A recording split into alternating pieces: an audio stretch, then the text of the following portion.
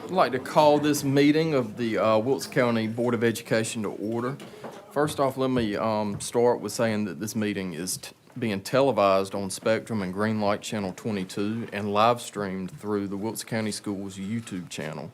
The public can also view the meeting by downloading the Wilkes County Schools TV 22 app and through the links on the district's Facebook, Instagram, and Twitter pages and the website. Do I hear a motion on the agenda? Mr. Chair, Mr. Breen. I move that we amend the agenda under information items that appears in the Administrative Services Committee to strike letter C, 2025-2026 group term basic life insurance information, move contracts requiring board notification, administrative services up to C, and make D safety updates. All right, we have a motion on the floor to amend the agenda to strike out informational item C, move item D to C, and add safety updates to D. Is there any discussion? All in favor of the motion, let it be known by the sign of aye. Aye. All opposed? Ayes have it, motion carries unanimously. Mr. Chair, I move that we approve the amended agenda for September the 15th, 2025. Second. All right, it has been moved by Ms. Powell, seconded by Mrs. Boyette, that we approve the amended agenda for September 15th, 2025. Any discussion? All in favor of the motion, let it be known by the sign of aye. Aye. All opposed? Motion carries unanimously. Next on the agenda, we have the Pledge of Allegiance and Moment of Silence. It's going to be led by Ms. Boyette. Please join me. I pledge allegiance to the flag of the United States of America and to the republic for which it stands, one nation, under God, indivisible, with liberty and justice for all.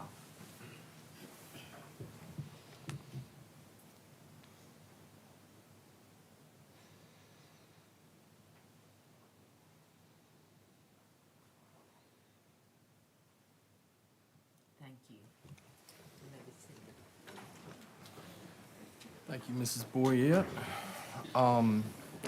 Next on our agenda, we have the approval of the minutes. Mr. Chair, I move that the minutes of the August 18th, 2025 regular board meeting be approved. Second. All right, it has been moved by Dr. Fitch, seconded by Mr. Batts and Mrs. Boyette, that the minutes of the August 18th, 2025 board meeting be approved. Is there any discussion? All in favor of the motion, let it be known by the sign of aye. Aye. All opposed? Ayes have it, motion carries unanimously. Next up, we are to the good news presentations. I got it. Ms. Boyette.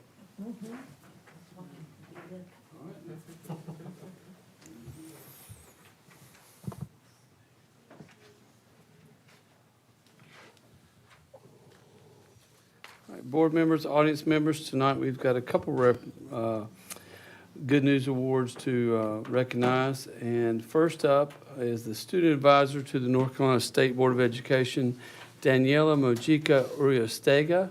Is Daniela here? Daniela, did I get it partially right? Yeah. Thank you. I tried really hard. I knew I got Daniela. And look at these people who are in. So Danielle has already been to the state board meeting, so let me tell you a little bit about recognizing Daniela. She is a senior at Wilson Early College Academy. Junior? They've got senior down here. I've already promoted you. You've been to one state board meeting, you're good. Junior at WECA, on her appointment as student advisor to the North Carolina State Board of Education. Daniela will represent 1.5 million public school students across North Carolina over the next 2 years. Her voice, leadership, and perspective as a student will be a powerful addition to the state board's conversations and decisions. She recently attended her first state board meeting, that's where she was promoted to the senior, and described it as an amazing and welcoming experience. She's passionate about students' voices being heard and is committed to learning, growing, and advocating for positive change across our state. We're very proud of Daniela and can't wait to see the impact she'll make in the future. We know she'll represent Wilson County Schools well. Congratulations, that's a big honor.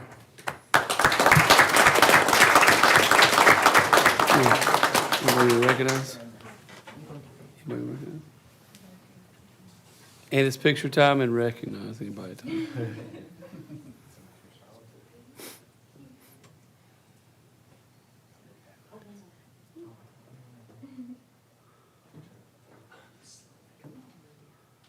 Anytime now.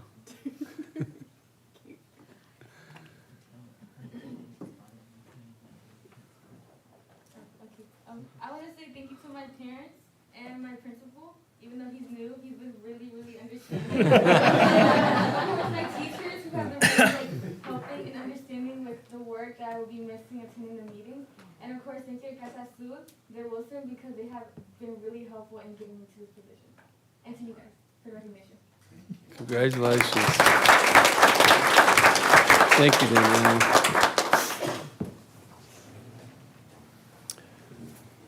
Next up, board members, audience members, is a group you've probably heard about earlier in a committee meeting, but this group's also been to the state board meeting recently. It must be state board, Wilson County Board night.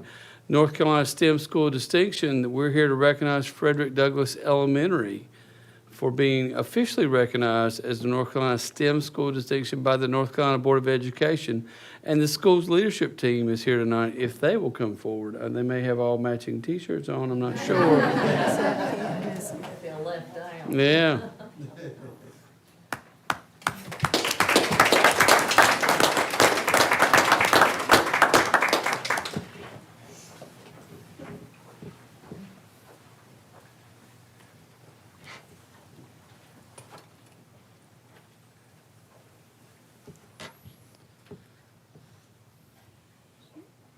All right, everybody good? All right, here we go.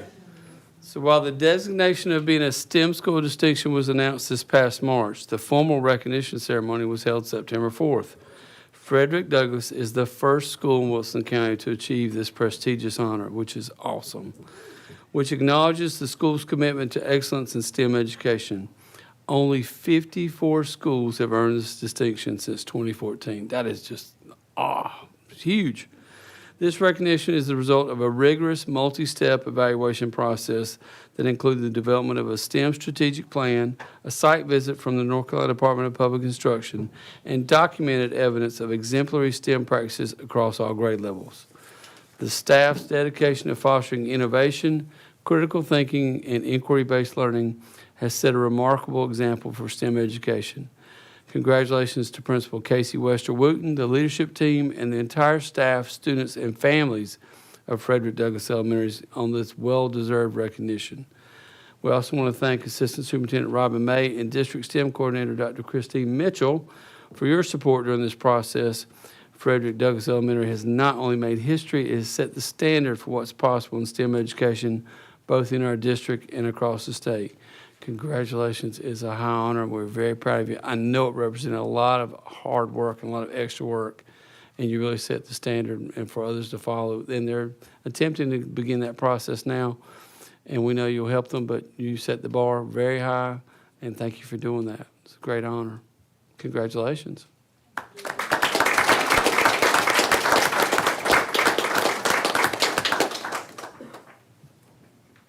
Picture time.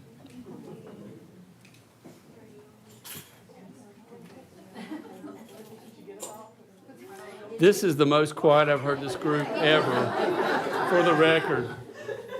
If I knew this is what it took to make them quiet. 45 degrees. Yeah.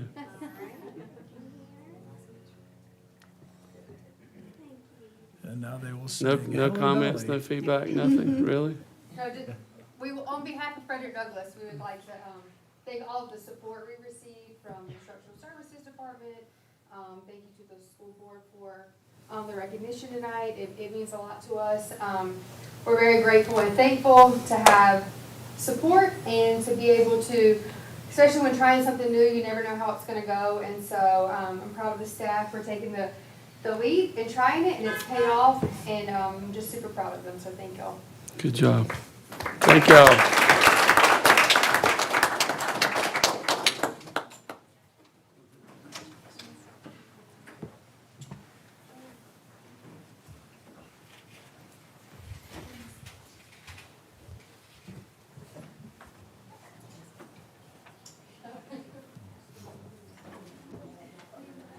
You know what's bad when you have to ask Ms. Wooten to speak.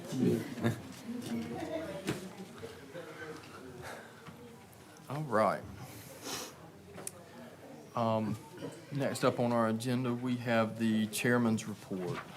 Let me start by saying, a little while ago, Ms. Powell pointed out to me that, that it's actually Childhood Cancer Awareness Month this month. Switching into the school system, everyone that I've talked to thus far, we've had an excellent start of the school year. Knock on wood, everything keeps going. We're very thankful for the transition from summer. It's been very smooth. September 5th, the board was invited to try our new Smart Mouth Pizza at Hunt. They were really good. They were like really good. Really good? We've had a lot of discussion around Smart Mouth Pizza, but they're great. I think this will prove to be a great addition to our lineup in the cafeterias. And lastly, I just wanted to make a note of some conferences that we've got. Me and Dr. Mills were in Washington, D.C. last week for the Federal Advocacy Conference. We had a lot of meetings with lawmakers, and it was very productive.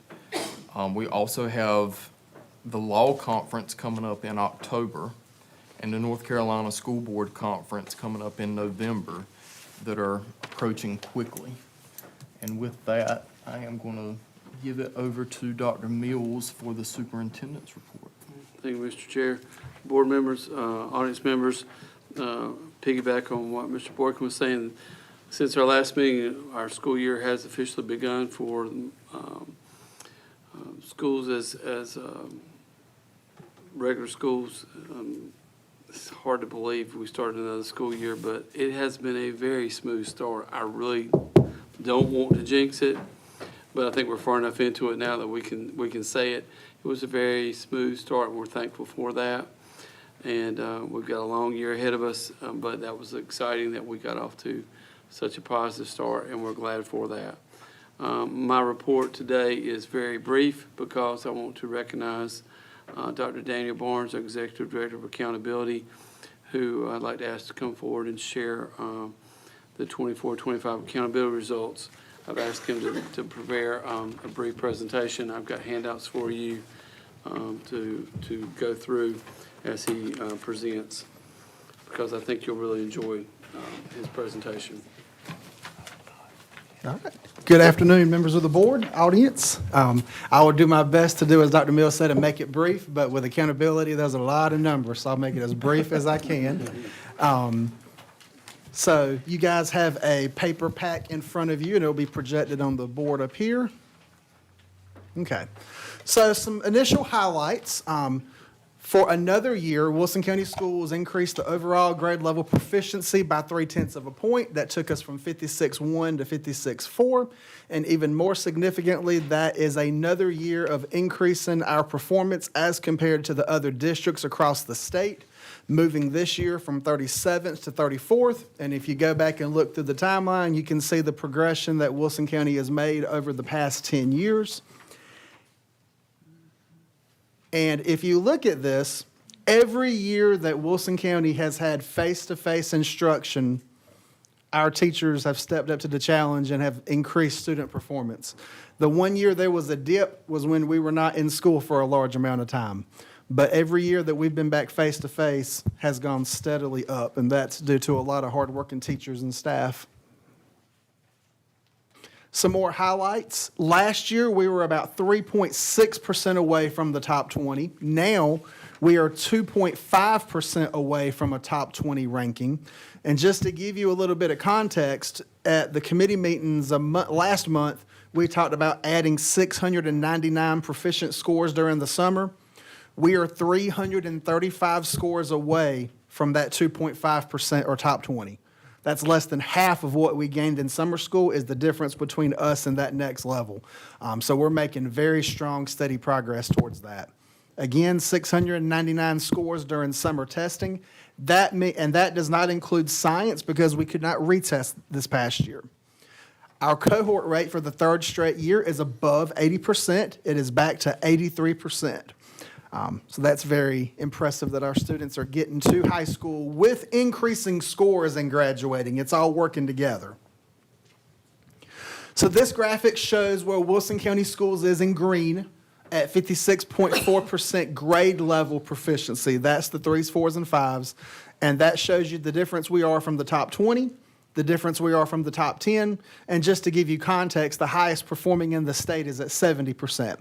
That's where some of the thresholds are for performance on there. You're not going to have 95, 100%. So 70 is the highest, and we're sitting there 2.5% away from the top 20. Some additional accountability highlights. All of our elementary schools met or exceeded expected growth. You're going to see that come up again at the very end, but that's very proud of that. 5 exceeded growth. That's Hearn, Lee Woodard, Lucama, New Hope, and Stantonsburg. 4 of our middle schools exceeded expected growth, Darden, Elm City, Forest Hills, and Spate, along with both of our early colleges. We have 24 schools that receive a growth grade. There is a 25th school, Wave, that is a C school, but they don't receive a growth grade. That's why it shows 21 out of 24. But 21 of our 24 schools that receive a growth grade met or exceeded expected growth, with 11 of them exceeding. That is outstanding. Watt, Weka, Lucama, and New Hope earned A's. Elm City, Gardners, and Rockridge earned B's. Barnes, Darden, and Hearn all exited low-performing school status. By the end of this year, we were down to just 1 low-performing school, and that's outstanding. We have 2 schools that have exceeded expected growth for each of the past 6 years, and that's the Wilson Early College Academy and Lee Woodard. And then Daniels earned progressing status, which is the highest of the 3 grades for alternative schools for the 2nd consecutive year. So when we look at it in table form, there's our A's, B's, C's, D's, and you will notice that there are no F schools. And that is something that we've now accomplished for the first time since 2018, that there are no F schools. You'll notice that Hearn and Darden, although they're D, they're in blue with a plus. That means that because they exceeded expected growth, they are not considered a low-performing school. And then Wave earned a C score, but that's based off the prior 3 years of data, there just isn't enough scores for them to get a growth score. So that means that those students are earning a C without the benefit of the growth composite. It's just straight up the number of scores passed. Growth typically helps schools. So for them to accomplish that without getting growth, any consideration for growth is impressive. So a few firsts in accountability. I'm very proud BO Barnes earned its first C since this model began in 13-14. Elm City Middle got their first B and their first exceeds expected growth in the same year. Lucama got its first A. Daniels, as an alternative school, got its first ever met expected growth. Out of over 70 alternative schools in North Carolina, about 4 of them meet growth. That's not something that typically happens because your population of alternative schools, by definition, is very transient. So for that population to meet expected growth, it's impressive work that's going on at Daniels. And then the Wilson Academy of Applied Technology got its first ever grade level proficiency of greater than a 90. So they've been an A for the past couple of years. They've now broken that 90 threshold. So looking at gains per subject, so reading and English are combined together. So grades 3 through 8 are up 3.2%. And then when you break it down to elementary, up 1.2, and then middle school is up 5.0. You're going to notice that as a trend throughout the night. Over the past few years, elementary has done a lot of water carrying, but this past year, the middle schools have really made significant jumps across the board. Very impressed with the work they've done. English 2 went down just a little bit. 2 years ago, they went up 2, and this past year, they went down 2. So it's kind of a little bit of a plateauing effect, but 3 of the 4 went up. Science, as we explained during the committee meeting last month, this was a brand new test, and there was no retest. So we did go down in our science scores. But you guys saw with what Frederick Douglass is doing and what you're going to hear about with other STEM initiatives that our folks have some plans and some already work in progress to address some of the science work through what you'll see with some of the STEM initiatives. But across the state, it's down pretty significantly too. And then in math, again, 3-8 math is up 3.6%. Elementary is up 0.8%, but look at middle school again, up 5.7%. So again, some awesome work being done in the middle schools. The Math 1 EOC went down a little bit, and the Math 3 EOC went up 4.0%. But then when you look at the end of that sentence, those kids are getting to a junior, senior level of math and at 73% proficient. So they are definitely picking up the skills in those earlier maths to get to that Math 3 to be able to be successful. Our AP exam pass rate is a little over 70%. 915 credits were earned in the College and Career Promise program. That is classes that they get to get college credit for by making a C or higher. So we're in a 913 college credits through CCP. And that's 83% pass rate. So 5 out of 6 are getting the credit for those courses. 9 graduates earned the AP capstone. 9 graduates earned the capstone diploma, and 68 of them earned different AP awards. 3 of the 4 IB seniors earned the diploma, and 21 of the 30 IB exams had passing scores. Our work keys data, that is with our career and technical education programming. We had 106 concentrators that earned silver. Silver is basically the proficient cut score. So think of it like a 3 on the EOC or EOG. So 106 concentrators earned silver recognition, 62 gold, 21 platinum. 189, which is about 56%, earned a silver or higher. And those students are students who take 4 CTE courses, including one of them that's at a level 2. We think that we will have some additional concentrators this year because one of the new things that's being added to that is by taking a second level of junior ROTC. So those students in that program that are seniors will be likely qualifying as concentrators. 216 total students earned a silver or higher. That's because some non-concentrator students took the work keys exam and passed it. And they can take that work key certificate in many businesses, especially local to Wilson, but not just Wilson, and help them be able to get jobs coming straight out of high school. So now looking at overall EOG and EOC, you will see over the past 10 years the progression of scores, elementary on top, and then middle, and then high school.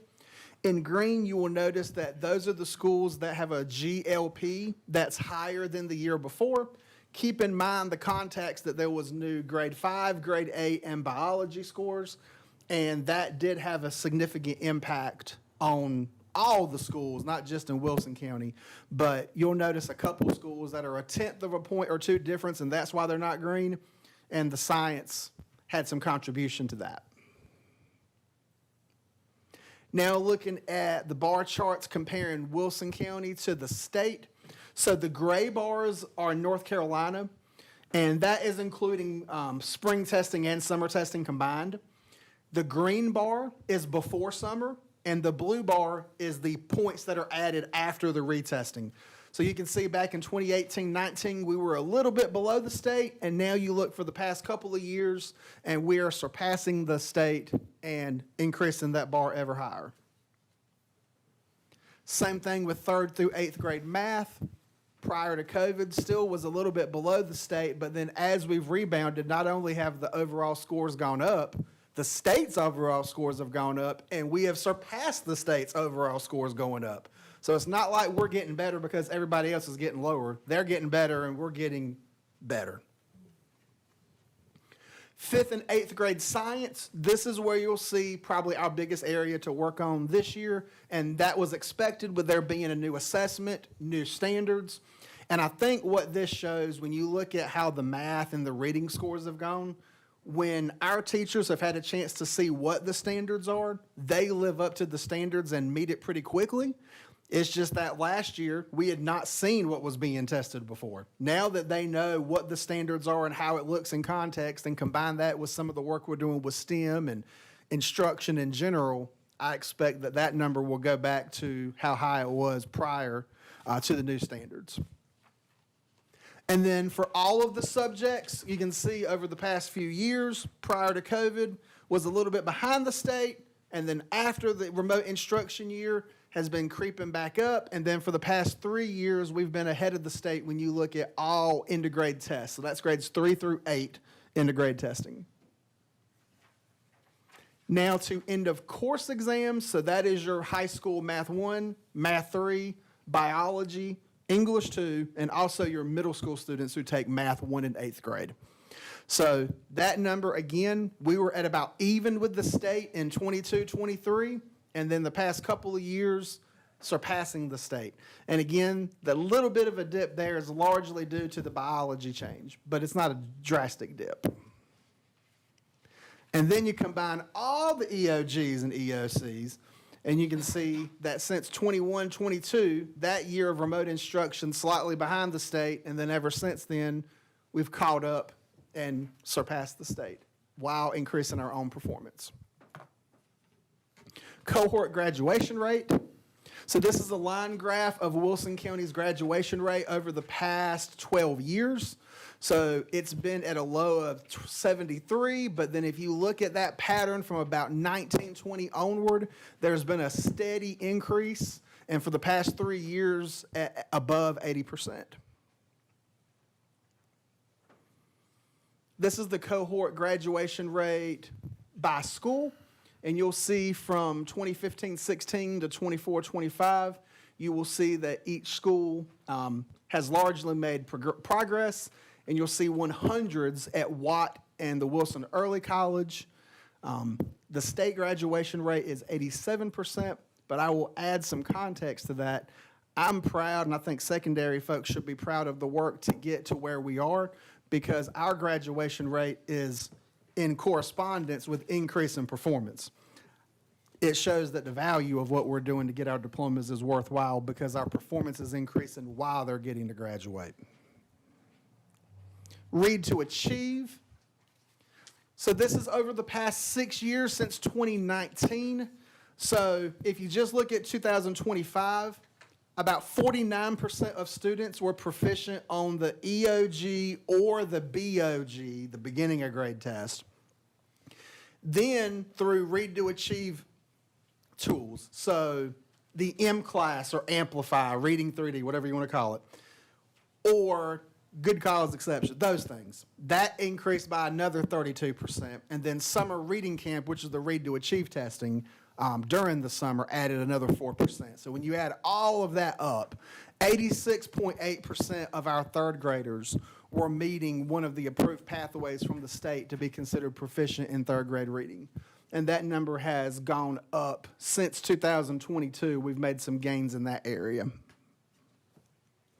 And then EVOS growth. So this is a bar chart looking at it left to right per school. This is elementary. This is what I mentioned you were going to see a little bit more about later. So one blip in 2024 is the only time in the past 3 years that an elementary school has had a not met expected growth. Anything above that solid blue bar is exceeding growth. Anything below the red bar was when you didn't meet growth, and anything between the blue and the red means you met growth. And anything above the black line means you met growth. You maybe didn't get to exceed, but you met growth a little bit more than a year's worth of school. So not only you only see one red blip at one time, but even most of the other bars that are in the met growth are above 0 too. So some outstanding work in the elementary range.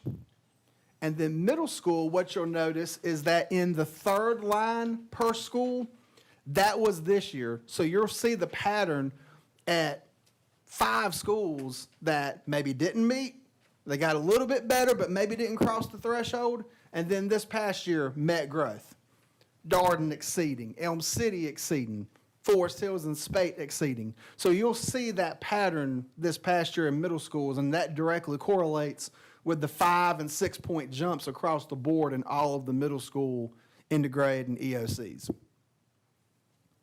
And then high school, you'll see similar patterns. The Wilson Early College and Watt for the past couple of years have exceeded growth. WECA's on 6 years, but Watt has exceeded the past 2 years.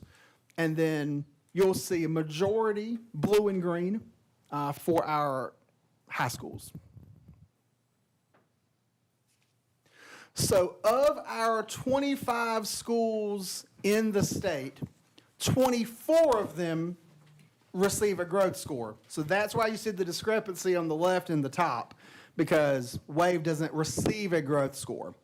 But 19 of these schools are in the top 50% in the state for growth, with the Wilson Early College Academy and Forest Hills Middle being in the top 5% in the state, 103rd and 106th respectively, out of 2,590 schools. Lucama was in the top 10%, Stantonsburg in the top 20%, and then all the schools from Margaret Hearn through Beddingfield were in the top 50% of growth across the state. And then this chart here is the EVOS growth for the past 10 years. And the way I would look at this is from left to right. So if you look across the left, you'll see a lot more red. And as you navigate left to right, you'll see that the reds get fewer and fewer and fewer, to the point where last year we were down to 3 reds. And if you look at this, even more critically, this was that elementary data I was pointing out earlier. From 2022 to 2025, 13 elementary schools times 4 years is 52 schools, 52 scores, and 51 out of 52 were met or exceed. I don't know if you're going to see that pattern about anywhere else. That's incredible. But even as you look across all of the schools, the amount of red significantly goes down as you move from left to right. So I used to tell my staff as a principal that kids aren't numbers, but the numbers that are on a page do represent children and the progress that we're doing with them. So definitely want to give a big congratulations to the students, their families, the teachers, the staff, the principals. They have done a significant amount of hard work to get where we are and to continue going where we're going. All right.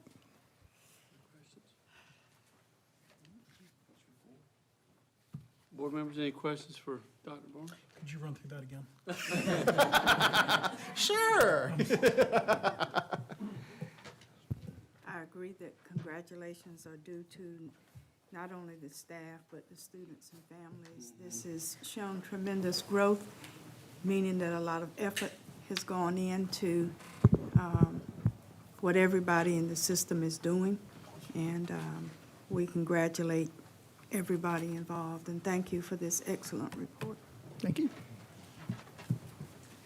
I want to thank Dr. Barnes for his work digging through the data and his work with principals and staff this year. This is his first year in the role, and he's made a nice transition from principalship to this. I do think it's important to point out one thing I think really stands out among our systems data is the stability in a very high level of performance over time. And sustained high levels of performance is something to be proud of. Represents a lot of hard work from our teachers and students and a lot of support from our families. And the leadership piece and principalship is also important. But that last several ones with the growth over time is really stands out. But it's something everyone should be proud of, and it is an unusual pattern. I asked Daniel to really show that one, and I think the science obviously had an impact across the state for everyone.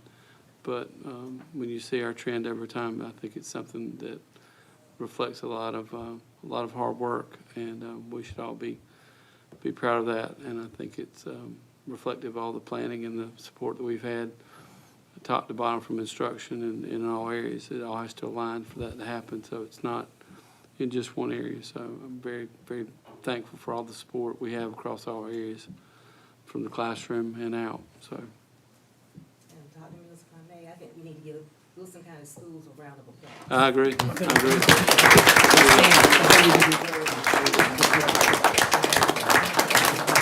I'll do that.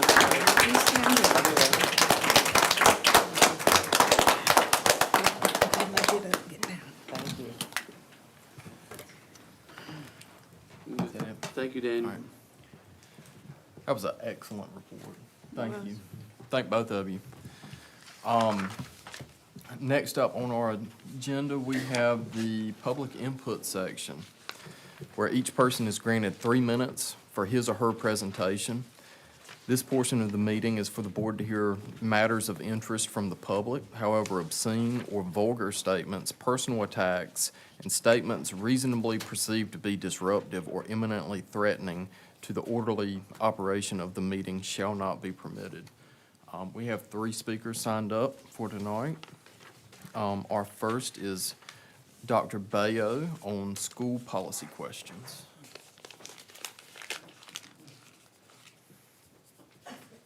Hello, folks. Hello.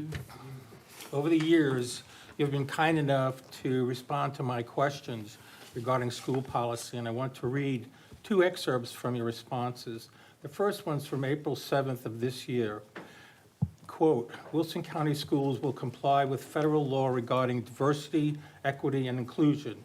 We will continuously review policies and procedures to ensure alignment with all federal and state requirements," end quote. Second excerpt is from May 19th of this year. It is, quote, "Guidance from the U.S. Department of Education regarding Title IX makes it clear that students have the right to use the restroom and locker rooms that match their gender identity. Parents are not informed of students using the bathroom or locker room facilities," end quote. It is noted, however, that subsequent to these responses, the President of the United States has issued the following executive orders. Executive Order 14168, boys are not permitted to use girls' bathrooms or locker rooms. Executive Order 14190, parents must be informed if their child is involved in gender transitioning. In light of the foregoing, it appears that the policies currently within the Wilson County Schools are inconsistent with the directives set forth in the executive orders. Accordingly, I respectfully request an explanation as to why the board has not implemented these executive orders and continues to maintain policies contrary to this. Additionally, please provide the board's definition of the operative framework for the terms diversity, equity, and inclusion, as referenced in your April 7th, 2025 correspondence. Thank you. Thank you. Next up, we have Daniela. Daniela? Speaking on the importance of additional resources. Okay, hi, good afternoon. My name is Daniela Mojica Uriostegui, and I'm here to talk about Casa Azul de Wilson. Casa Azul de Wilson is a nonprofit organization that has helped many students like me get access to college information and other opportunities. They have made a big difference for me personally. With ESA's help, I was able to join the Governor's Page program, and that later led to me getting recommended for the student advisor position on the State Board of Education. Casa Azul has also supported my family when my older sister was applying to college this past summer. They explained the application process in Spanish, which helped my parents feel more comfortable and at ease when she had left for school. Without their support, I probably wouldn't have even known about these opportunities, and my parents would have been left with an uncertainty, sending my sister all the way to Greensboro. I think programs like these are important because they give students like me the extra guidance they need and also take some of the pressure off of teachers and counselors who are already overworked. Casa Azul shows how much of an impact it can make when resources are available to every student. Thank you. Thank you, Daniela. Next up, we have Elizabeth Herrera on Casa Azul de Wilson, intro and updates. Thank you. Good afternoon. My name is Elizabeth Herrera, and I'm the co-founder and director of community advancement of Casa Azul de Wilson, a 501c3 nonprofit in Wilson. Our work focuses on 4 core areas: education equity, culture, civic engagement, and community development.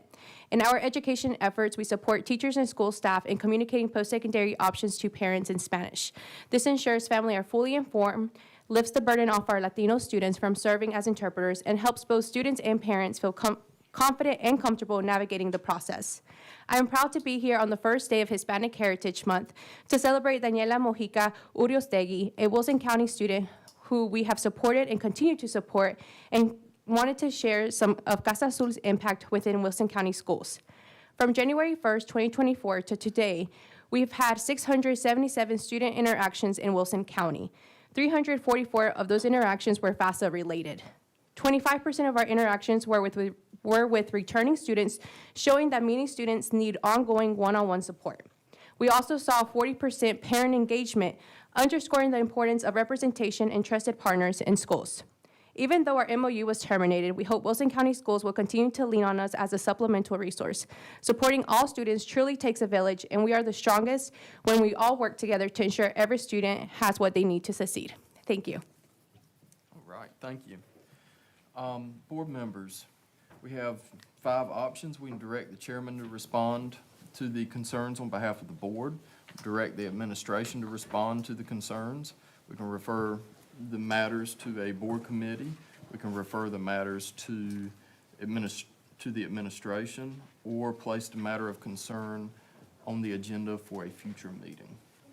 Mr. Chair, Mr. Breen? I think it would be most appropriate for us to direct administration to respond. All right, Agreed. we're in agreement? All right. Dr. Mills? Mr. Chair, take care. Thank you. All right, next up on our agenda, we have the committee reports, and we were going to start with Mr. Breen on Administrative Services Committee. Thank you, Mr. Chair. We received 4, we had 4 information items. The first was the school nutrition spend down plan and updates. The most important update to me that came out of it was that we received information from the North Carolina Department of Instruction that we are going to have CEP status for the next 4 years, which essentially translates to the fact that our kids will continue to receive free breakfast and lunch at school. We had several projects that we addressed, I believe 2 or 3 meetings ago, that we were trying to get done. One of which was new seating at our middle school and high school cafeterias or dining areas. That has now been completed. A lot of that seating is cafe style. The kids at the high schools have noted that it makes them feel more like they are in a collegiate atmosphere than regular cafeteria style seating. We've also implemented smart mouth pizzas that the Wilson Times did a fantastic article. I think our student engagement is up 43.6%. across the board in regards to kids actually eating cafeteria food. Additionally, for every 10 Smart Mouth pizzas sold, the Smart Mouth Pizza Company gives a meal to No Kid Hungry. We're very excited to be a part of that program and to continue to use that program. Digital signage, which is something else that was discussed, is in progress, as so as water bottle filling stations, that is also in progress. We also received information about the spend down goals for the 2025-2026 school year. Those include new elementary school dining room seating, as well as fixing or repairing dishwashers at all of our schools. The next information item we received was in regards to our insurance policy premium. This was just information because it's a contract renewal and not a new contract. We currently have our main insurance policy with Utica. The new contractual amount will be $227,884. That is an increase of $38,654. However, we added 16 additional vehicles to that policy that are going to be covered. And if any of you have teenagers, you know that $38,659 across 16 new vehicles is not a terrible increase. The next information item is safety updates. We had robust safety updates. I will not attempt at all to try to summarize those and will instead turn it over to Dr. Williams. Thank you, sir.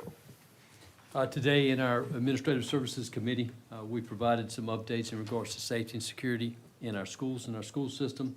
Some of the areas that we discussed are our implementation of weapons detection system in the 23-24 school year, 24-25 school year. Evolve and Open Gates were implemented in the traditional high schools. Additionally, this year, starting on the first day of school for the 25-26 school year, our middle schools now have open gates for weapons detection. We also discussed security vestibules in our schools. We have constructed security vestibules in most schools. Barnes Elementary School is in progress, and our remaining schools are on our capital expenditure proposed list for board approval. Daniels Learning Center is not on that proposed capital list, but is also on the list for security vestibule. Lee Woodard Elementary School is also being addressed in regards to secured vestibule or secured door entry with camera systems as well. We've discussed our emergency management plans for each school and the school district, and those will be presented in closed session for approval by the board this evening. We discussed visits to schools and staff and other visits that were taking place at the schools. One of those was myself and Mr. Boykin had visited schools on September 4th, and during those visits, we discussed facility safety issues and needs that are being addressed, some of which I've mentioned here this evening already, or do appear on the capital proposed list. We discussed our standard response protocol.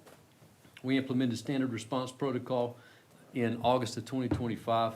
Standard response protocol is a guideline or procedure for same language being used for critical incident across the school system and with emergency management personnel. We also had conversation about our drills that are conducted in each of our schools. Lockdown drills are required and are conducted quarterly, by each one per semester. We also conduct our monthly fire drills. In addition to our fire drills and lockdown drills, we participate in the Great Shakeout, which is an earthquake drill, which takes place statewide and I believe nationwide as well. In the spring, we will participate in the tornado drill, which is our statewide tornado drill in March. We're currently in the process of planning a full-scale reunification event in order to train and work through our reunification plans for Wilson County schools. We have identified a June 2026 timeframe for that. That's still in planning.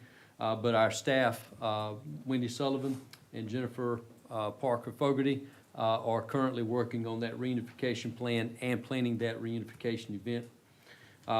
We have administrative staff in administrative services. We have administrative services staff that is dedicated to safety and security on a daily basis. Ms. Wendy Sullivan and Ms. Jennifer Parker Fogarty, they meet with principals regularly. They do safety visits and conduct safety visits with each principal throughout the school year, and also respond in daily responses to assist with any questions regarding safety protocols, procedures, or questions. We discussed our visitor management system, which is Raptor. This is how we check in visitors whenever they come into our buildings.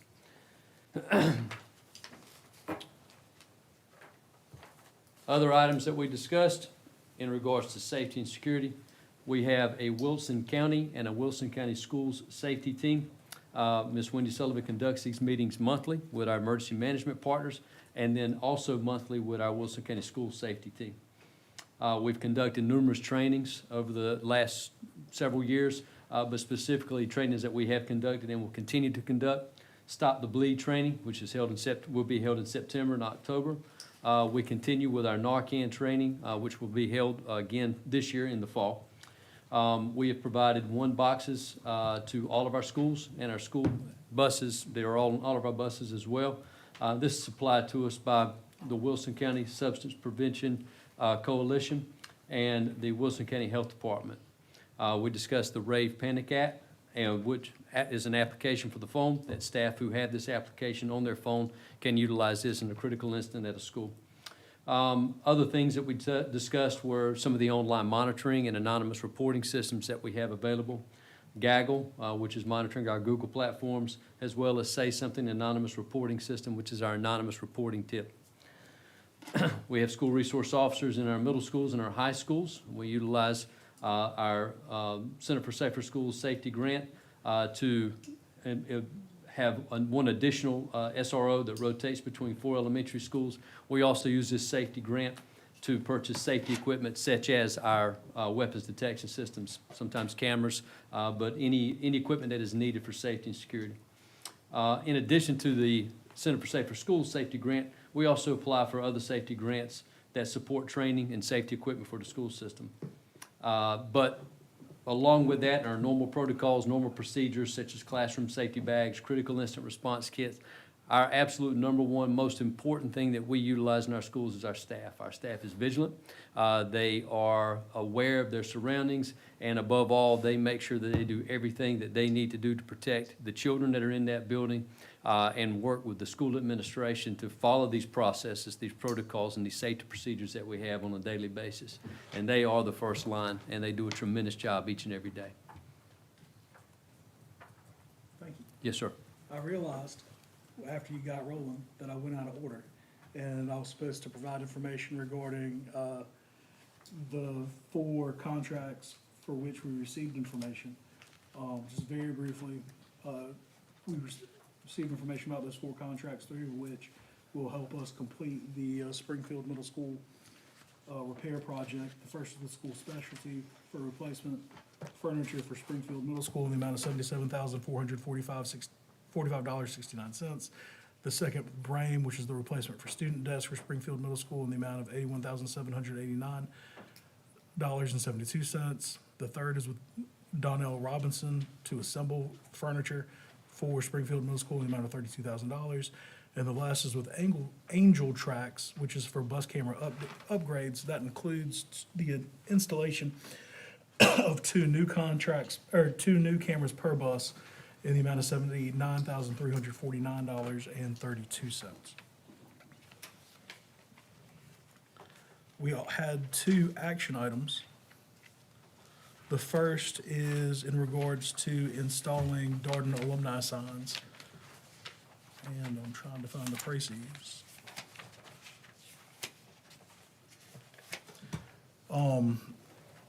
We received a request to replace signs at Vick Elementary School and Darden Middle School from the Darden alumni who attended Darden High School in 1967. The signs will honor the memory of C.H. Darden High School and Vick Elementary, which was previously known as Darden High School, by Darden alumni. Men. It said, is it Darden alumni men or just Yes. men who were, Darden alumni men. Darden alumni men? It was a lowercase m. But that is, they're part of the Darden alumni group. The 2 signs, if approved, will be posted on individual signposts at the entrances of Darden Middle School and Vick Elementary School. Mr. Chair.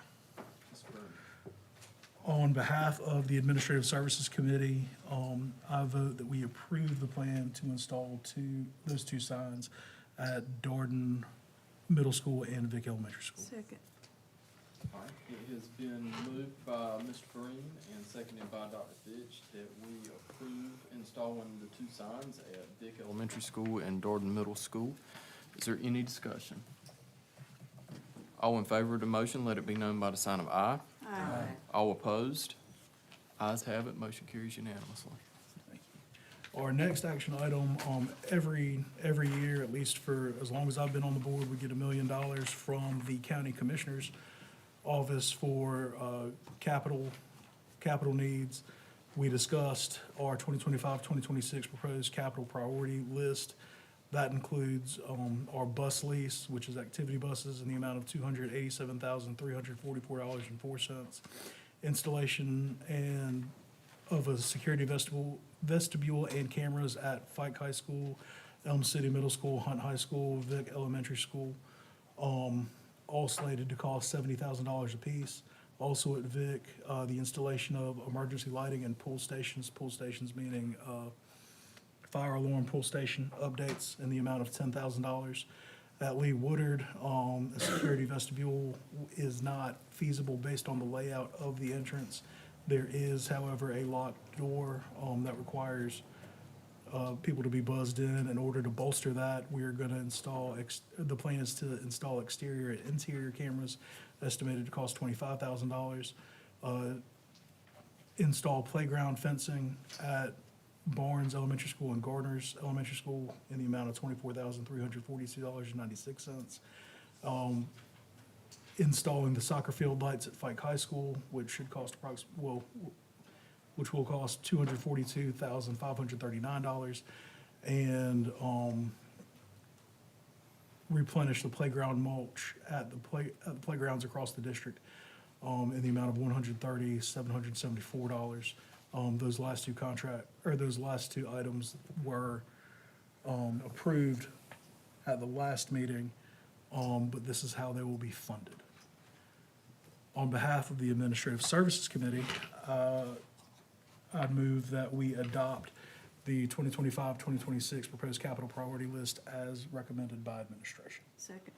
All right, it has been moved by Mr. Green, seconded by Dr. Fitch, that we adopt the 2025-2026 proposed capital projects as presented by administration. Is there any discussion? All in favor of the motion, let it be known by the sign of aye. Aye. All opposed? Ayes have it, motion carries unanimously. And that concludes your report? That concludes my report. All right. Next up on the agenda, we have Instructional Services Committee with Mrs. Voyette. Thank you. The Instructional Services Committee met this afternoon, and I believe all board members were in attendance. Thank you. We started off with the STEM updates for 2025, and they are such wonderful news that I asked Dr. Mitchell to please come to the board meeting and give us a synopsis so you can hear about some of the wonderful STEM things going on in Wilson County schools.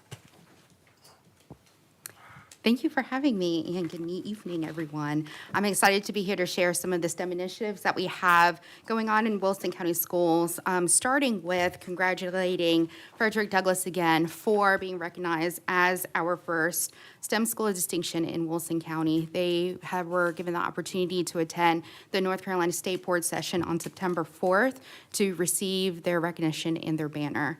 From this, we are receiving interest from surrounding school districts that are interested in visiting to learn from our teacher leaders in STEM to see how they can take some of our STEM integration practices back to their districts. We are currently working with 4 schools towards the STEM School Distinction process, so I hope to have another update next school year on adding to our quota for STEM School Distinction. To help support STEM initiatives in our district, we provide avenues for professional development, starting with our in-house STEM-focused PD. We're starting with instructional services team, and we plan to provide training to our administrators throughout the school year. And these trainings are focused on the science and engineering practices and inquiry-based instruction, which are hands-on, mind-on, engaging instructional practices. Some of the opportunities that our teachers are engaged in, we have a partnership with STEM East. Over the summer, they have a industry in schools program, and we had 25 of our educators that were selected to attend this two-day interactive experience where they work with local community colleges and industry partners focused on smart agriculture, aviation, green energy, biopharma, health science, and blue economy. And our teachers learn about the industries and see how they could take the curriculum that they teach in K-12 and tie that into future careers. We are also providing training through the Center for Inquiry-Based Learning, also known as CIBL. We're providing training to our instructional services department in addition to our 5th grade and our 8th grade science teachers, and implementation of these inquiry-based activities are happening in all of our 5th grade and 8th grade science classes. I do want to highlight some of our growing partnerships, starting with the Smithsonian and Johnson & Johnson. Our Wilson County Schools District Leadership STEM team was provided the opportunity to attend the STEM Strategic Planning Institute with the Smithsonian. And with our time with the Smithsonian, we worked together to strengthen our district STEM strategic plan and also learn about free resources that we were able to bring back to our teachers. In addition, we also were able to work with the Smithsonian to train some of our teachers that worked at the middle school Summer Scholars project-based learning program this summer focused on biotechnology. And Johnson & Johnson and Smithsonian were able to attend our Teaching and Learning Conference in August to provide sessions for our middle school and our high school science teachers. Additionally, we have our partnership with Wilson Community College. The Dean of Applied Engineering is part of our STEM leadership team. In addition to the availability of us being able to tour the campus to see their programming, they've also been able to come support our school-specific STEM nights and also our district STEM nights and our STEMposium. One of the most recent collaborative efforts that we have coming up is our Wilson County Schools and Wilson Community College Career Summit. That is highlighting the CTE programs that we have in Wilson County and the programs offered at Wilson Community College. And that event is going to be held on October 7th from 5:30 p.m. to 7:30 p.m. If you're interested in attending, we'd love to have you. That is going to be on the campus of Wilson Community College where Watt is. Also wanted to highlight some of our STEM and robotics teams. We started at STEM robotics back in 2020, 2021, and we had one team. Since then, we've grown to a total of 29 local teams that range from grades 3 through 12th grade, and we also have competitive teams that compete across the state. And we have 7 FIRST robotics teams that span from grades 2nd through 5th and our high schools. And some of the great things that have come with this is every year, our students who move on to the next grade level are seeking out opportunities to join their robotics teams as well. So we're seeing growth. And lastly, I wanted to highlight our STEMposium, which took place last April, which is our district STEM night. We had over 200 families in attendance, and all of our stations and activities were led by either students or through our local community partners. We had about 25 local community partners, and we had Johnson & Johnson, Wilson Community College, Bridgestone, Wilson Public Library, Imagination Station, the local hospital, coming to expose our students to STEM activities. So we are in the planning process of this school year's STEMposium. The save the date is April 16th, location to be determined, and we are working to make this bigger and better than ever. Thank you, Dr. Mitchell. Thank you. A lot of things, good things going on in Wilson County Schools. Next item, were revised policies up for first reading. As I said, everyone was in attendance at the meeting, and so we looked at all of these. The first one is revised policy 1310, 4002, parental involvement. I believe these are things that we might have been already doing, but we are writing down in our policies now what our protocols are to follow with that. Anything that anyone wants to add with that one? All right, the next one was revised policy 3220, school trips, first reading. There was some language on this one that is in relation, that you'll see on several policies. It is related to recent legislation, spells everything out, but there again, it's not anything different from what our protocols or things that we were doing earlier. Any discussion on school trips? The next one was 3510, religious-based exemptions from school programs. Once again, there are many changes that we're making on this, but there again, these are procedures that we were following already, but now everything is specified and spelled out so that it's easy to follow in policy. Any questions, discussion? Next policy, revised policy 3620, extracurricular activities and student organizations. The addition of that familiar, am I correct? Yes, the paragraph regarding overnight trips, which is what we were doing, but now it's very clear. Any questions, discussion?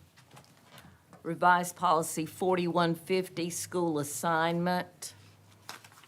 This, again, is a clarification of how we may reassign students to a school where there's a program or that is not available at their home school.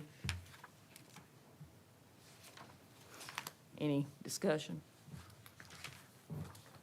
The next one is draft policy 4318, use of wireless communication devices, first reading.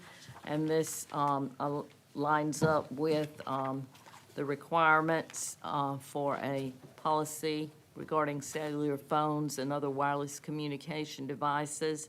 We chose to go with this recommended policy, not the one that was bail-to-bail prohibitive, but we chose to go with this recommendation. Does anyone like to add anything or any discussion on our draft 4318, use of wireless communication devices? The next policy, revised policy 5024, 6127, 7266, emergency epinephrine delivery systems. And this one, we have the same device with a different name. So it is now called a delivery system instead of an auto-injector device. That's the only change. Any discussion?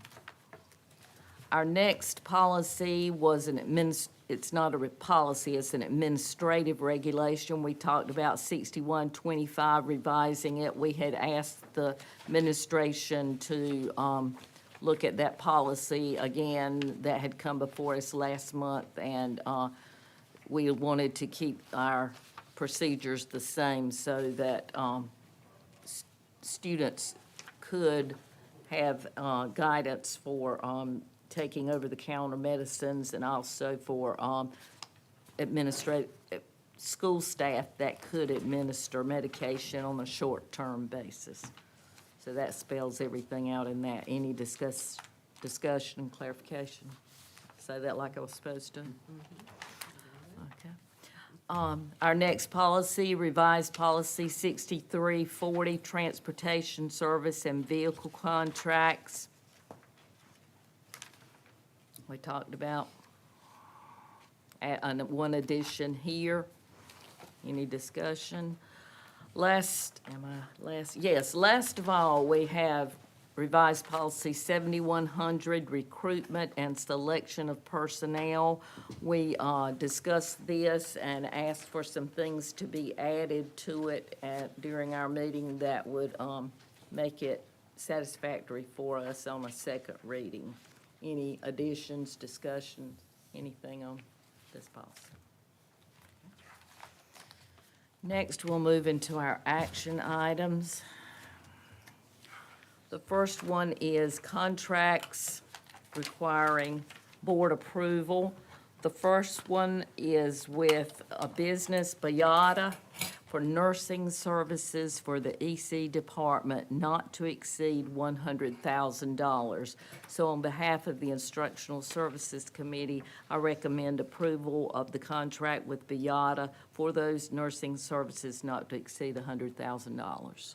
Second. All right, it has been moved by Mrs. Boyette, seconded by Ms. Powell, that we approve the contract with Bayada for nursing services for the EC department not to exceed $100,000. Is there any discussion? All in favor of the motion, let it be known by aye. Aye. All opposed? Motion carries unanimously. The next items up for action are quite a few revised policies that are up for second reading.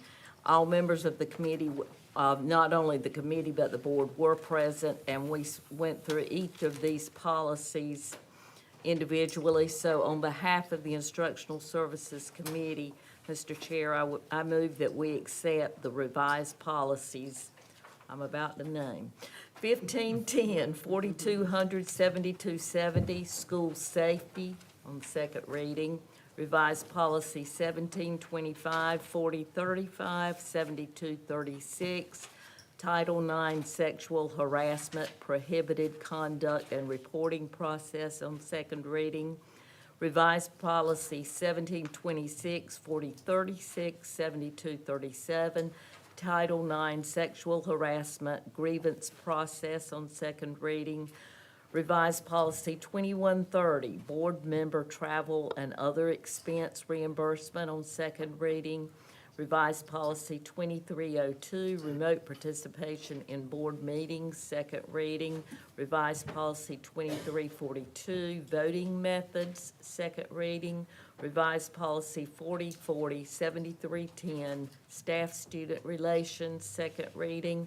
Revised policies 4240, 7312, child abuse, human trafficking, and related threats to child safety, reporting, investigating, and training, second reading. Revised policy 6330, insurance for student transportation services, second reading.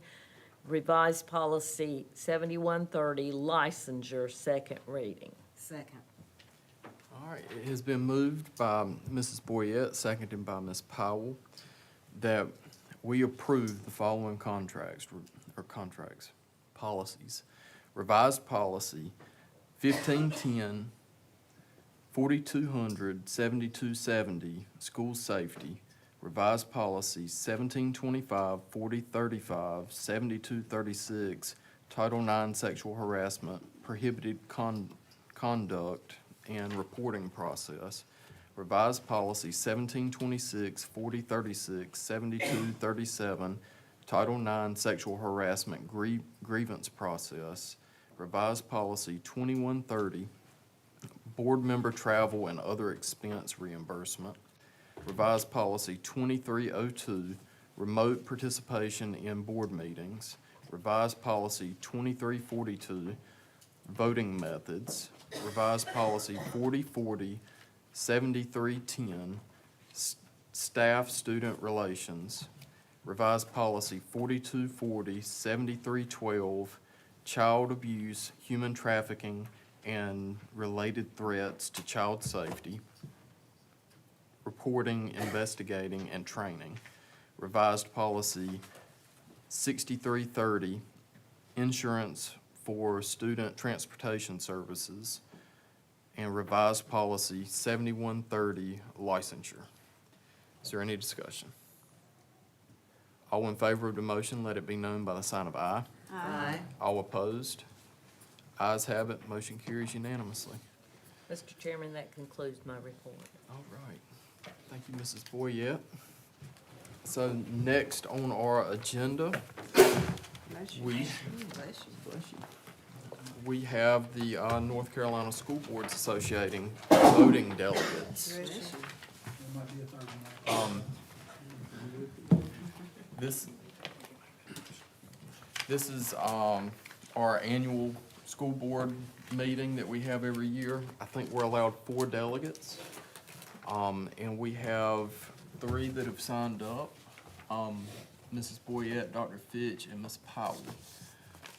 So if I hear a motion on that. Mr. Chair, I vote that those 3 that are attending serve as our delegates for the North Carolina School Board Association. You moving it? You Second. voted. You moved it. You moved I it? move it so we Okay. can vote. Yes. And you Not said- what I do. I second. You said- All right, so it has been moved and seconded, or moved by Mr. Breen, seconded by Ms. Powell, that we approve Ms. Boyette, Ms. Powell, and Dr. Fitch as our voting delegates. Is there any discussion? All in favor of the motion, let it be known by the sign of aye. Aye. All opposed? Ayes have it, motion carries unanimously. Mrs. Powell. I move that the Wilson County Board of Education go into closed session to consider confidential personnel matters as provided in North Carolina General Statute 143-318.11, A1 and 6, and 115C-319 through 321, to consider confidential student matters as provided in the North Carolina General Statute 143-318.11, A1, and the North Carolina General Statute 115C-402, and the Family Educational Rights and Privacy Act 20, United States Code 1232G, to discuss the district's emergency response information and management plans pursuant to North Carolina General Statute 115-105.54, and to consult with the Board of Education attorney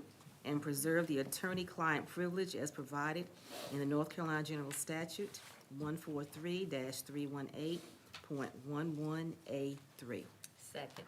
It has been moved by Ms. Powell, seconded by Mrs. Boyette, that the Wilkes County Board of Education go into closed session to consider confidential personnel matters as provided in North Carolina General Statute 143-318.11A1 and 6, and 115C-319 through 321, to consider confidential student matters as provided in North Carolina General Statute 143-318.11A1 and North Carolina General Statute 115C-402, and the Family Educational Rights and Privacy Act 20, U.S. Code 1232G, to discuss the district's emergency response information and management plans pursuant to North Carolina General Statute 115C-105.54, and to consult with the Board of Education attorney and preserve the attorney-client privilege as provided in North Carolina General Statute 143-318.11A3. Is there any discussion? All in favor of the motion, let it be known by the sign of aye. Aye. All opposed? Ayes have it, motion carries unanimously. We are entering into closed session.